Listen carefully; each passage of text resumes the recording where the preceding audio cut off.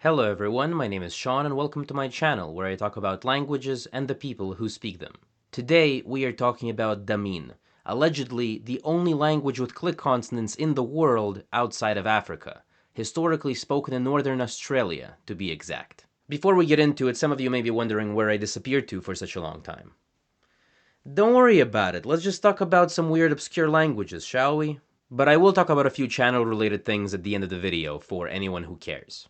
In any case, back to Damin. Damin was never anyone's native language, but rather a better way of describing it would be a ceremonial language register used for initiation ceremonies for men. So going forward, just know that when I say the word language, I'm using that term rather loosely here. And not only was Damin the only language in the world outside of Africa with click consonants, but actually it has a few other sounds which are arguably even more interesting than the clicks because I don't think they exist in any language in the world at all ever, but more on that in a bit. First of all, who was it spoken by and what are these ceremonies and rituals for? So this is Australia, right? And in the northern part of it is this massive bay split between the state of Queensland and the Northern Territory, and it's actually called the Gulf of Carpentaria. In this gulf, in the southeastern portion, on the side of Queensland, is this small group of islands called the Wellesley Islands. And the Wellesley Islands, as well as a part of the southern shore of the Gulf here, are part of the native territory of a few groups of people who speak languages that are a part of the Tangic language family.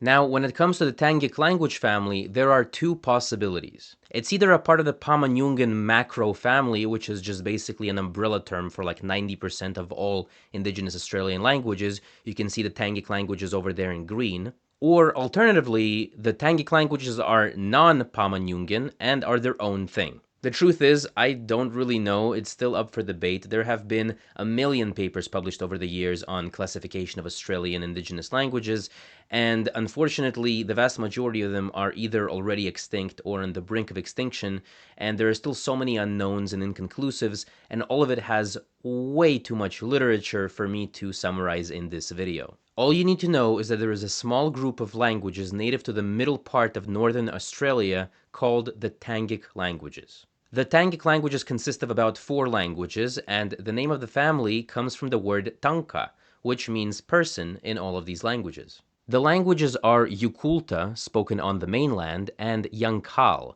which is very closely related and may have been a variety or dialect of Yukulta, spoken on the islands closest to the coast, namely Forsyth Island. Then there's the Kayardild language, native to the southern Wellesley Islands here.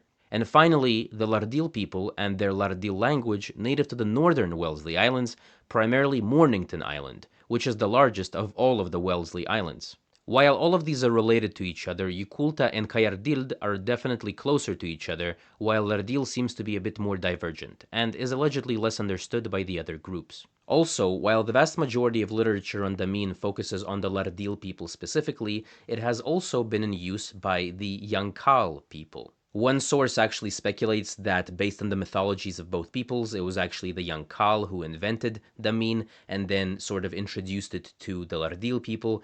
But either way, there is much more information on the Lardil specifically, so just keep that in mind because I'll mostly be talking about them. One thing you should know about indigenous Australian peoples is that while there are literally hundreds of different tribes, each with their own unique cultures, customs, quirks, and traits, one of the most common traditions that they share are so-called avoidance registers and mother-in-law languages. In a very simplified nutshell, in many indigenous Australian cultures, certain relatives are considered taboo to speak to, so you either don't communicate with them at all, or you have to use a special type of language while in their presence. Additionally, there are also a great variety of different ceremonies and rituals reserved for specific people for specific reasons that also require a special type of speech or language. A while back I made a short video about a similar phenomenon in Papua New Guinea where certain tribes consider the pandanus nuts to be sacred and you should speak in a certain way when harvesting them so as to not anger the spirits that surround the nut harvesting ceremony.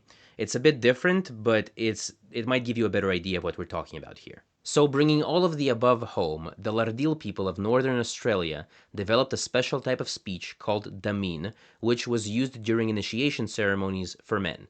and this special speech register has a lot of unusual sounds, linguistically, geographically, statistically. But before we get into the linguistics of it all, here's a little bit about the actual ceremonies during which Damin was used. We don't actually know where Damin comes from or how it was originally created. Obviously, none of it was ever written down, and after the immense suffering endured by the indigenous Australians over the past few hundred years, much of the knowledge and stories have unfortunately been lost to time.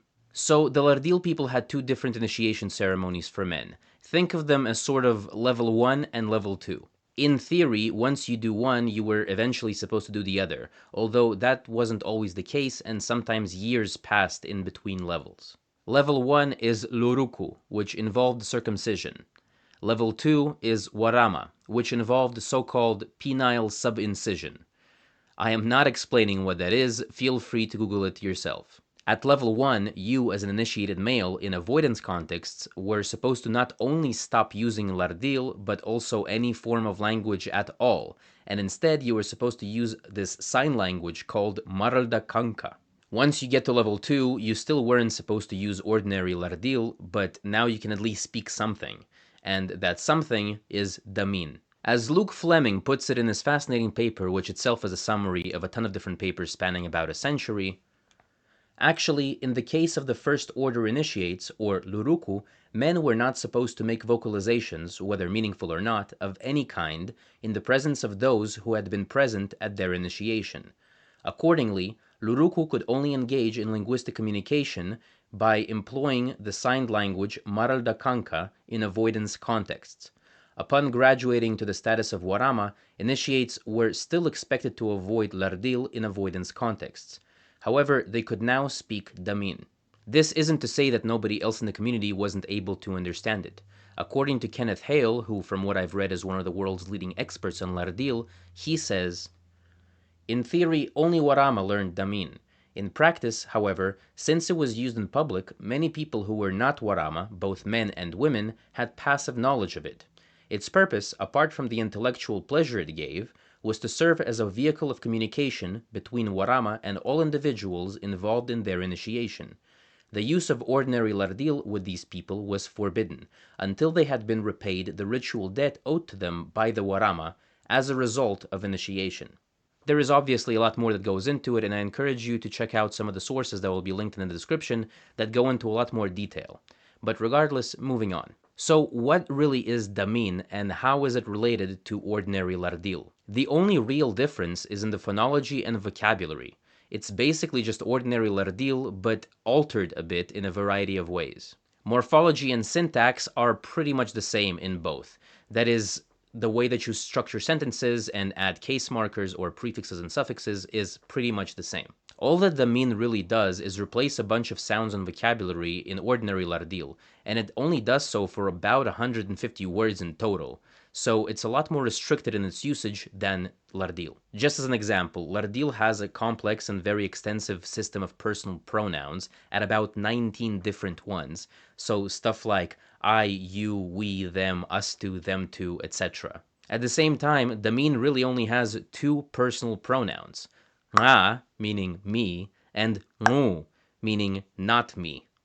So yeah. So Damin isn't really a fully fledged language in its own, since everything in it is based on Lardil, and only certain sounds and ideas are rendered differently. But nevertheless, these 150 words are exactly what make Damin such an unheard of linguistic anomaly amongst the world's languages. So Lardil has 4 vowels, each with a vowel length distinction, and about 19-ish consonants. The phonology of Lardil is pretty typical to many other indigenous Australian languages, in the sense that while it doesn't distinguish between voiced and voiceless stops, it does have pretty much a full set of stops and nasals at 6 places of articulation. You got the bilabial and the velar, the palatal, the dental, the alveolar, and the retroflex, which some of you might know from the fact that many Indian languages actually feature this, such as the retroflex r, r, n, and so on.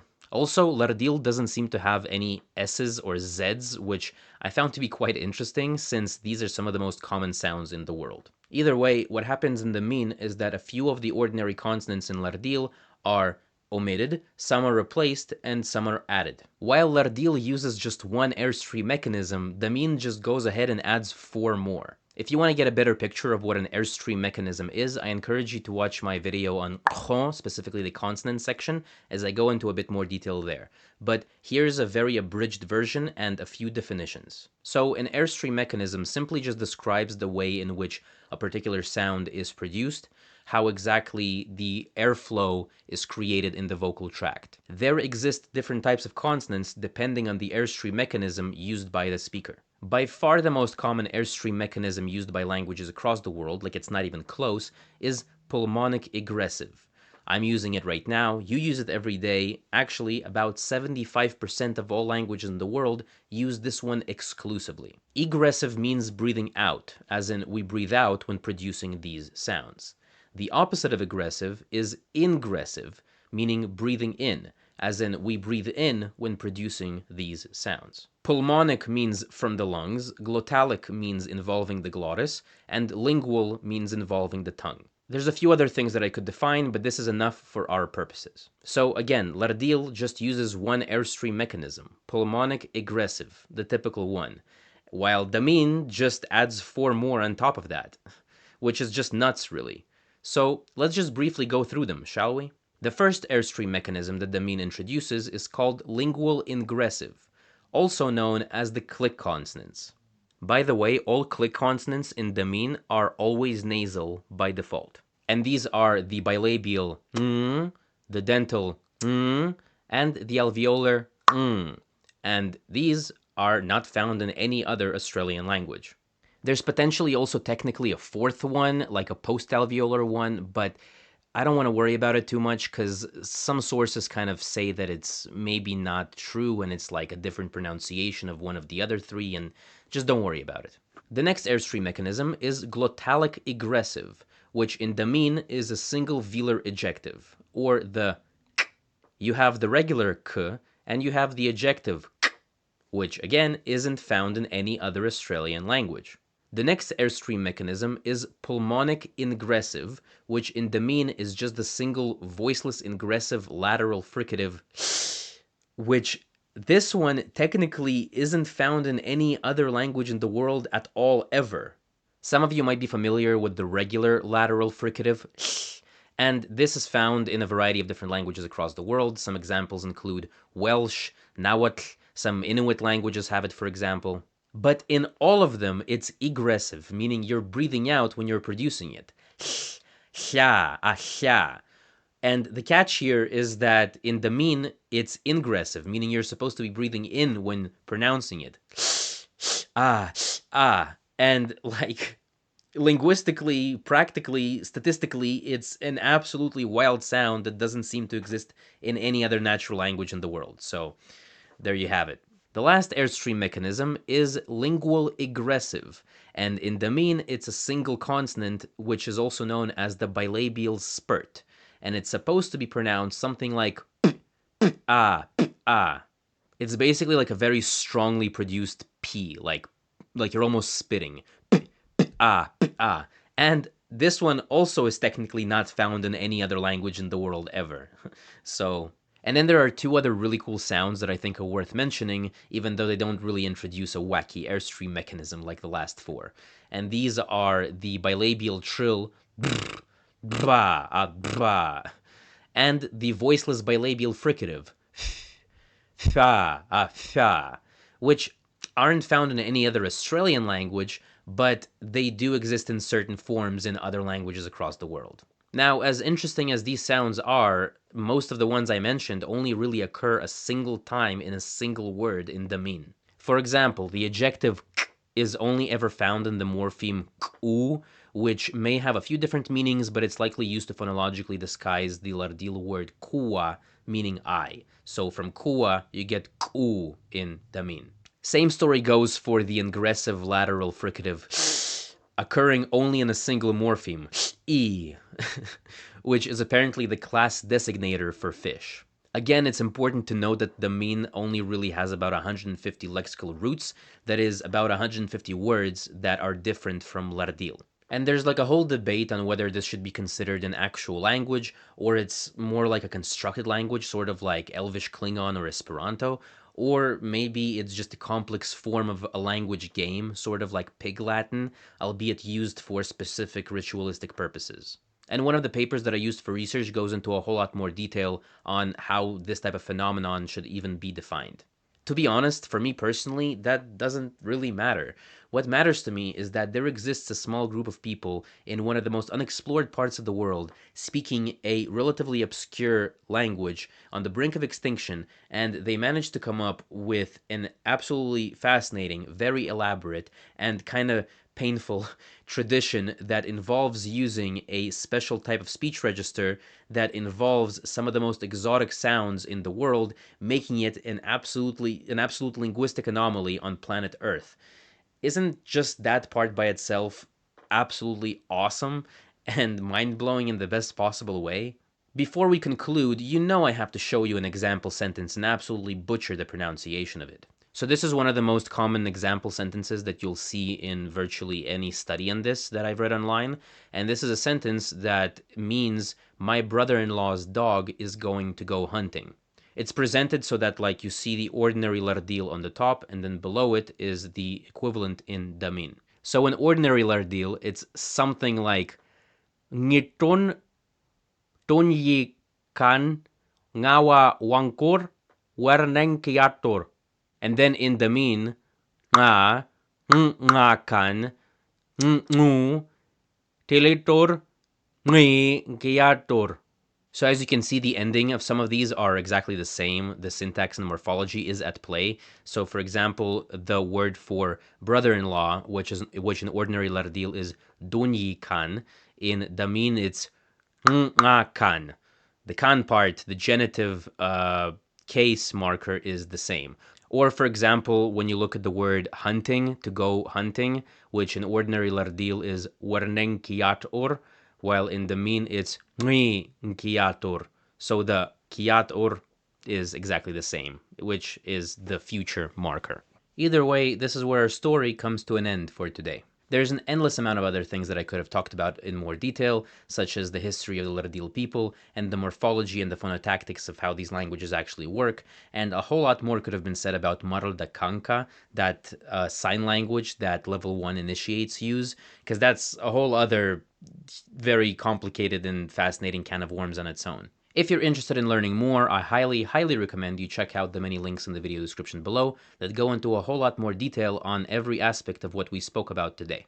But before I bid you farewell, a very quick announcement. I want to get back into making videos, so you can expect more very soon, but some of them, not all of them, will probably be less linguistically technical and analytical in nature and less focused on one particular subject. Additionally, maybe a few geography-themed videos, because if there's anything that I love almost as much as I love languages, it's geography.